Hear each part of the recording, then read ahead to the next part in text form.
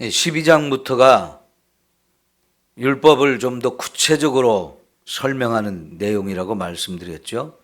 그 가운데서 이제 제일 첫 번째 주시는 말씀이 예배와 관련된 말씀들입니다. 제사법이라고 말할 수 있겠지요. 그런데 여러분, 이제 이 신명기 12장부터 설명되어지는 이 여러 가지 율법 혹은 계명, 규례 이렇게 표현되는데 다 같은 의미라고 여러분이 이해하셔도 좋습니다만은, 이제 출애굽기와 레위기에서 설명되어졌던 그 말씀을 기초로 해서 환경이 변하고 상황이 변하는 데 따라서 조금씩 바뀌어지는 부분들이 나오게 됩니다. 여러분, 우리가 하나님의 말씀은 1.1획이라도 변함이 없다 하는 이런 이야기를 합니다마는, 그건 정말 맞는 말이지만 그 말씀이 이제 율법으로 우리에게 주어졌을 때 그것을 지켜가는 과정 속에서 환경이 변하고 상황이 변하고 여건들은 변한단 말입니다. 그럼에 거기에 맞추어서 조금씩 바뀌어지는 부분은 분명히 있다고 하는 것을 우리가 이해를 하셔야 돼요. 그러니까 출애굽기와 레위기 혹은 민수기에서 주셨던 율법의 말씀들이 신명기에 와서는 조금씩 바뀌어지고 있는 부분들을 우리가 볼 수 있다는 얘기예요. 왜냐하면 환경이 바뀌고 상황이 바뀌었기 때문에 그런 건데요. 그러나 기본 그 틀, 기본 정신, 그거는 바뀌지 않아요. 바뀌지 않는 부분이 있지만 또 바뀌어가는 부분이 있다고 하는 걸 이해를 하셔야 되는데, 예를 들면요, 우리나라에도 수없이 많은 법이 있는데 처음 그 법을 만들 때 기본 정신이 있고 뜻이 있어요. 그런데 이제 시간이 지나다 보면은 우리의 삶이 여러 가지 환경이 바뀌어지거든요. 그러면 그 법, 처음 만들었던 그 법의 어떤 부분들을 조금씩 바꾸어가는 일들을 합니다. 그거를 개정이라고 얘기합니다. 법이 개정되어지는 그런 부분이라고 볼 수 있거든요. 그런 것처럼 이 하나님이 주신 율법에도 결국은 우리가 지켜야 되는 거거든요. 이 세상에 살아가면서 지켜야 되는 것이기 때문에 그 환경과 상황에 따라서 조금씩 바뀌어지는 부분들을 볼 수 있어요. 우선은 어제 우리가 보았던 말씀의 중심이 예배의 장소에 관한 부분이었어요. 이 광야에서는 성막에서, 그 성막을 중심으로 해서 백성들 전체가 모여서 오골오골 이렇게 모여서 산단 말이에요. 그런데 이제 가나안 땅에 들어가게 되면 이들을 이 가나안 땅 전체에다가 땅을 분배해서 나누어 주기 때문에 이제 백성들이 흩어지게 된단 말이죠. 근데 그 어디서 우리가 예배드리냐 하는 것이 이제 중요하거든요. 그럴 때에 내가 사는 동네에서 쉽게 그냥 아무 데서나 내가 원하는 데서 예배드리지, 그거 안 된다고 그랬습니다.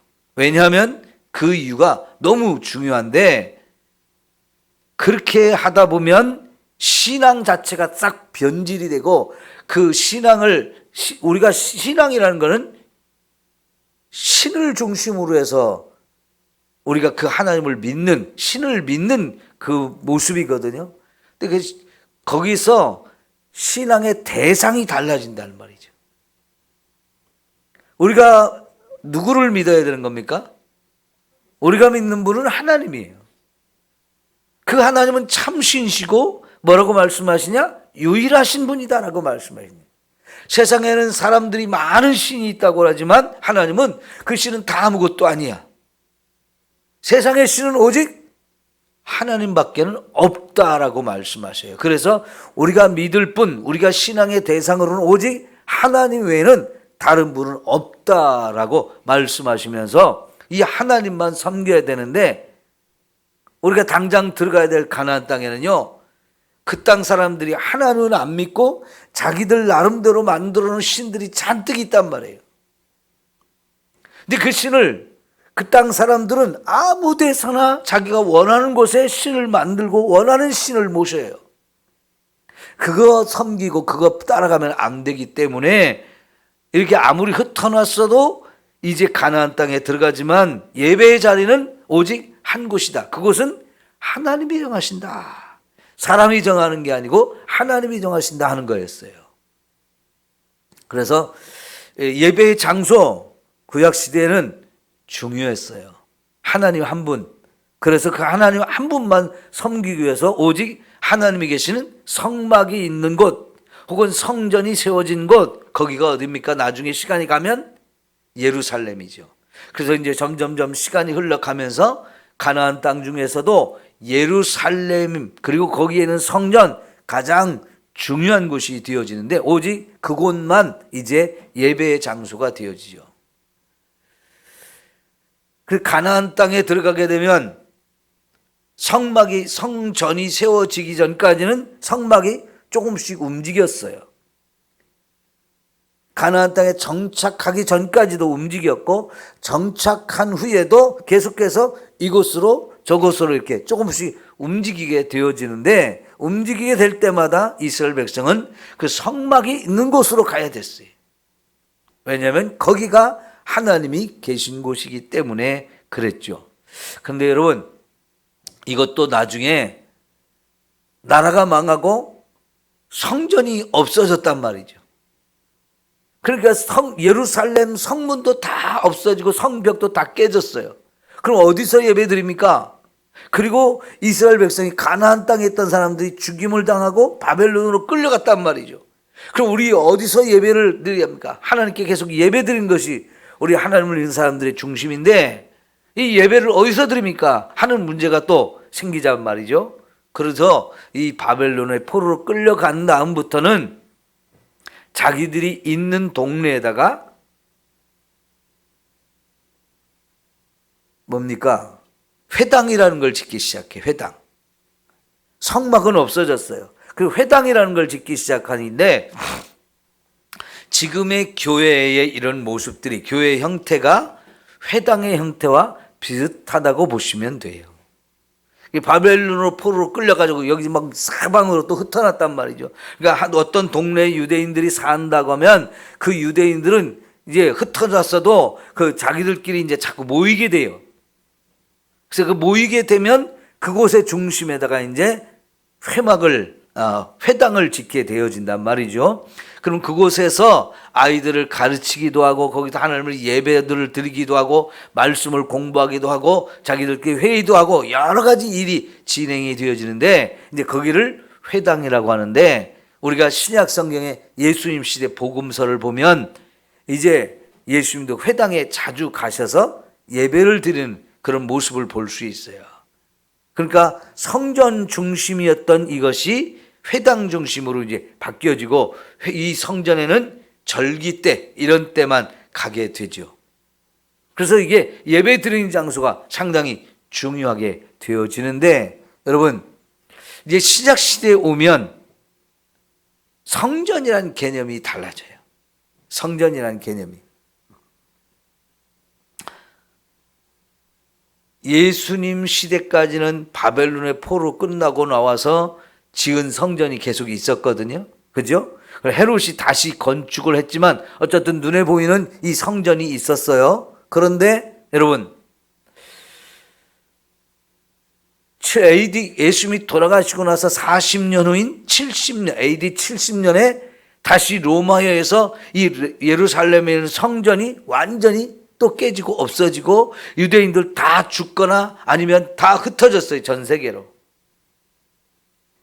그 성전이 또 없어지거든요. 그럴 때 여러분 신약 성경의 고린도전서 3장과 6장에 보면 성전이 뭐냐? 저와 여러분이 성전이다라고 그랬어요. 우리 몸이 성전이라고 그랬어요. 왜 우리 몸이 성전이 됩니까? 예? 왜 우리 몸이 성전이 돼요? 내 안에 하나님을 모셨기 때문입니다. 내 안에 하나님을 모셨어요.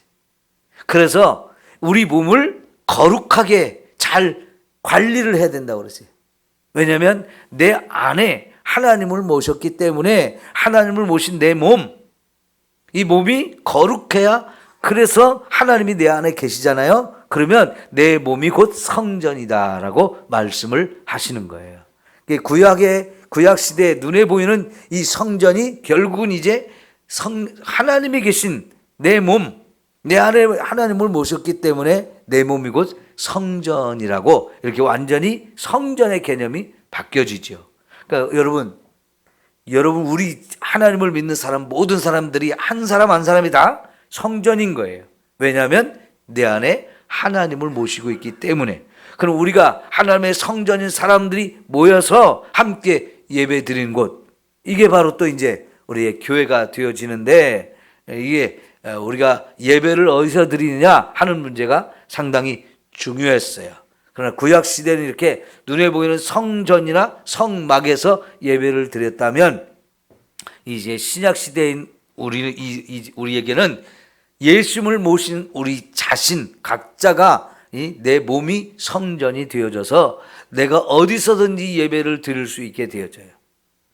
내 안에 예수님을 모셨기 때문에, 하나님을 모셨기 때문에 어디서든지 예배를 드립니다. 그러나 어디서든지 예배를 드리지만 그 예배는 하나님께 드려야 된다는 것. 다른 신이 아니고 오직 하나님께만 예배 드려야 된다는 것이 중요한 문제가 되어지는 거예요. 자, 그 다음에 말이죠. 이 예배를 드리려면 반드시 뭐가 필요합니까? 제물이 필요한 거예요, 제물. 그래서 여러분 6절에도 그렇고 이제 계속 오늘 25절까지 우리가 읽은 말씀에 여러 번 반복해서 나오는 것이 뭐냐면, 이제 6절을 한번 봐요. 6절. 너희의 번제와 너희의 제물과 너희의 11조와 너희 손의 거제와 너희의 서원제와 낙헌 예물과 너희의 소와 양의 처음 난 것들을 너희는 그리로 가져다가 드리라. 여러분, 예배를 드릴 때 있어서 굉장히 중요한 것이 제물이에요. 제물. 제사를 드리는 용도로 사용되어지는 제물, 그리고 하나님께 드리는 헌물이나 헌금, 이게 예배를 드리는데 반드시 필요한 부분이었다 하는 거지요. 그럼 여러분, 특별히 제물로 드리는 소나 양이나 또 혹은 곡식의 가루 혹은 기름이나 포도주, 이런 것이 이제 하나님께 제물로 드려지는 것들인데, 이 제물은 결국은 뭐냐면, 첫째는 저와 여러분의 죄를 용서받기 위해서 필요한 것이죠. 그래서 우리의 죄를 용서받는 데 있어서 결국은 이 제물이 예수 그리스도가 자신의 몸을, 자신의 생명을 십자가에서 내어주심으로 인해서 우리의 제물이 되어주셨어요. 그래서 우리가 예배를 드릴 때마다 항상 예수님을 의지하고 예수님의 이 보혈을 의지하고 하나님 앞으로 나가는 이것이 필요합니다. 이게 진짜 예배예요. 이 예배 속에서 예수님의 십자가의 은혜, 이 은혜가 저와 여러분 속에 있지 아니하면 결국은 하나님 앞에 예배를 드리는 것이 아무 의미가 없는 거예요. 자, 예를 들어서 여러분, 우리가 지금 새벽마다 예배를 드리면서 사도신경으로 신앙 고백하던 것을 우리가 안 하고 뭘 합니까? 지금 고린도서 13장의 말씀을 이렇게 암송을 하잖아요. 암송이 돼요, 안 돼요? 계속 반복을 해야 이게 암송이 되어지는데, 우리가 매일 반복해서 똑같은 걸 하잖아요. 그럼 이러다 보면 여러분이 하나씩 외워지게 될 텐데, 이것만 가지고는 안 되고 여러분이 집에서 한 절 한 절을 암송할 수 있도록 자꾸 노력을 하셔야 돼요. 집에서도 여러분 계속 보고 또 보고 또 보고 하면서 이거를 암송을 하시기를 바랍니다. 자, 그런데 고린도서 13장 1절부터 3절까지 보면, 내가 사람의 방언을 하고 천사의 말을 할지라도 사랑이 없으면 소리나는 구리와 울리는 꽹과리와 같다. 내가 예언하는 능력이 있어서 모든 비밀과 모든 지식을 알고 또 산을 옮길 만한 능력, 믿음이 있어도, 모든 믿음이 있어도 사랑이 없으면 나 아무것도 아니야. 또 내가 가진 모든 것으로 구제를 하고 내 몸을 불사르게 내어준다 할지라도 사랑이 없으면 내게 아무 유익도 없어. 이런 얘기를 한단 말이에요. 그러니까요, 여러분, 방언의 은사, 예언의 은사, 지식의 은사, 믿음의 은사, 구제의 은사, 이런 아무리 은사가 많이 엄청나게 있어도 여러분, 사랑이 없으면 그거 아무것도 아니다 하는 거예요. 다시 말하면요, 그런 것처럼 우리가 하나님께 예배를 드리는데 반드시 제물이 필요해요. 근데 그 제물을 드릴 때에 여러분, 결국은 이 제물이 누구냐? 예수 그리스도가 제물이 되어주시. 구약 시대는 예수 그리스도가 아직 오셔서 십자가에 죽지 않았기 때문에 제사를 드릴 때마다 또 소를 가져가고 양을 가져가고 염소를 가져가고 비둘기를 가져가고 뭐 이런 제물들을 계속 가져가야 됐어요. 그런데 그 제물은 단 한 번에 그 죄를 용서받을 뿐이지 또 다음에 죄를 지면 또 새로운 것을 가져가야 됐단 말이에요. 그런데 예수님은 영원한 제물이 되어주셨어요. 모든 사람을 위한 제물이 되어주셨어요. 그래서 우리가 예배를 드리러 갈 때 항상 예수님의 십자가의 은혜를 구하면서 가게 되면 여러분, 예수님을 다시 십자가 못 받고 또 못 받고 계속 이러지 않아도 예수님이 한 번 십자가에 죽으신 그 사건을 통해서 그 십자가의 은혜가 내게 임해서 내 죄를 다 용서받을 수 있기 때문에 그렇게 십자가를 통해서 내 죄가 용서받고 나면 우리는 얼마든지 하나님께 나가서 예배를 드리며 하나님을 만날 수 있는 이 놀라운 은혜가 있는 거지요. 예배 때마다 여러분, 우리는 십자가의 은혜를 구하시고 그 십자가를 통해서 우리의 모든 죄를 씻음받고 우리 하나님 앞에 나가서 하나님 받으실 만한 참된 예배를 드리기를 축원합니다. 그런데 여러분, 하나님 앞에 이게 예배를 드리러 갈 때 이런 제사의 제물만 가져간 게 아니고 11조도 가져가고 우리가 뭘 하나님 앞에 소원하고 이럴 때 그 소원 제물도 가져가고 하나님 농사를 짓게 해주셔가지고 또 곡식을 거두면 그 첫 열매나 11조를 가지고 가고 또 우양의 새끼들을 낳으면 그 새끼들을 또 첫 열매를 하나님께 가져가고 이런 제물도 이제 반드시 가져오라고 말씀을 하셔요. 그러니까 우리가 하나님 앞에 가져가는 제물 중에는 죄를 용서받기 위한 그런 제물도 필요하지만 또 하나님께 드리는 이런 11조와 감사하는 이런 많은 제물도 필요하거든요. 그래서 여러분, 예배에는 이런 제물이 반드시 필요하다는 거, 이게 제사법에서 우리가 꼭 기억할 거예요. 그런데 오늘 말씀해 보면 하나님께 제물로 드리는 이것과 우리가 먹고 싶어서 먹는 고기, 그게 거의 비슷해요. 소나 양, 이거 하나님께 제물로도 드리고 또 나도 그걸 먹는단 말이에요. 그러면 이거 제물로 드리는 용도로 많이 사용되는 소나 양의 이런 걸 잡아가지고 나도 먹고 싶을 때가 있단 말이죠. 여러분, 우리나라는 부유한 나라가 아니어서 옛날에 고기를 먹는 거는 정말 명절에나 한 번씩 먹을 수 있는 그런 특별한 음식이었단 말이죠. 그런데 이 중동 지역이나 이제 나중에 유럽 지역은 주식이 육식이에요, 육식. 그러다 보니까 이런 걸 많이 먹는단 말이에요.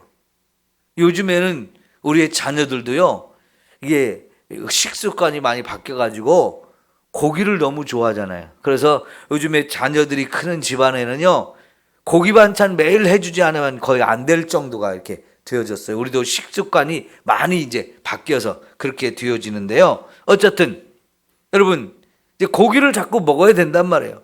그런데 이 고기를 먹을 때도 하나님이 제사와 연결이 되어지기 때문에 이게 여기에 대한 법을 말씀을 하시는 거예요. 광야에서 살 때는요, 이 고기를 먹을 때도 반드시 성막이 있는 곳으로 가져와서 그 앞에서 잡아가지고 피를 그 제단에 드리고 고기를 먹으라고 그랬어요. 제사용으로 드리는 것과 달리 내가 먹기 위해서 고기를 잡을 때도 언제든지 아무 데서나 잡으면 안 되고 하나님의 성전이 있는 성막이 있는 곳으로 끌고 와서 그 앞에서 잡아가지고 먹으라고 그랬습니다. 왜요? 그렇게 하지 않으면 결국 그 소나 양이나 염소를 잡을 때 이걸 가지고 자꾸 우상을 섬기는 걸 따라하게 된단 말이죠. 그 쉽게 이해할 수 있는 게 예전에는 우리가 뭘 먹으려면 꼬시래야 하고 이렇게 음식을 한 숟가락이라도 던지고 이렇게 먹었잖아요. 그게 뭡니까? 신에게 제사 드리는 거예요. 그런 것처럼 고기를 먹을 때도 다른 주변에 있는 나라들은 그런 의식을 많이 행했기 때문에 하는 그런 거 하지 말라고 내가 먹는 음식조차도 꼭 하나님의 성막이 있는 곳으로 가져와서 제물을 잡게 했는데 이제 가나안 땅에 들어가면 이 성전이 있는 곳은 이제 멀리 떨어져 산단 말이죠. 며칠을 걸어가야 성전에 가는데 고기 한번 먹으려고 소새끼, 양새끼 데리고 성전까지 데리고 와서 그거 잡아가지고 또 집에까지 들고 가 그러다 보면요. 고기 다 상해요. 먹지도 못해요. 그죠?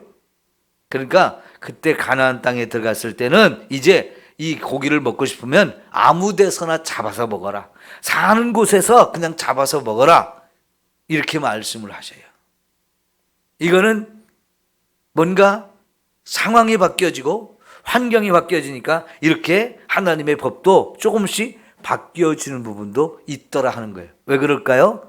결국은 하나님이 주신 율법이 하나님을 위해서 만들어진 율법이 아니라 저와 여러분이 이 세상에 지켜야 될 율법이기 때문에 나를 위해서 만들어주신 율법인 거예요. 네? 그러니까 예수님이 사람이 안식일을 위해서 존재하는 게 아니고 안식일이 우리를 위해서 존재하는 것이라고 말씀하시잖아요. 그러니까 모든 법이라는 것은 우리를 위해서 만들어주신 것이지 이 법을 위해서 우리가 존재하는 건 아니란 말이에요. 그래서 하나님이 이런 법도 우리의 삶의 환경이 많이 달라짐에 따라서 거기에 맞춰서 이렇게 하나님이 바꿔주시는 것을 볼 수 있는 거지요. 이렇게 하시는 이유가 뭐라고 그래요? 우상 숭배를 하지 않게 하기 위한 거예요. 우상 숭배를 하지 않게 위한 거. 우상 숭배는 그 어떤 방식으로도 흉내도 내지 말라는 거죠. 절대로 그런 걸 부러워 가지고 따라하지 말라는 거예요. 그러니까 우리가 신약 성경에 보면 악은 뭐라고 그랬어요? 그 모양이라도 버려라 그랬단 말이죠. 악한 것은 자꾸 저거 괜찮아 보이는데 좀 한번 나도 해볼까? 이런 게 있어서는 안 된다는 거죠. 우상 숭배에 관련된 것들은 철저하게 우리가 배격하고 오직 하나님만 섬기는 이런 삶이 되어야 한다는 거지요. 예. 오늘 여기까지만 하고 또 이 예배에 관한 제사에 관한 법들이 여러 가지를 말씀하시기 때문에 좀 자세히 살펴보려고 합니다. 그래서 이제 내일 또 보도록 하고 오늘은 여기까지만 하겠습니다. 우리 기도합시다.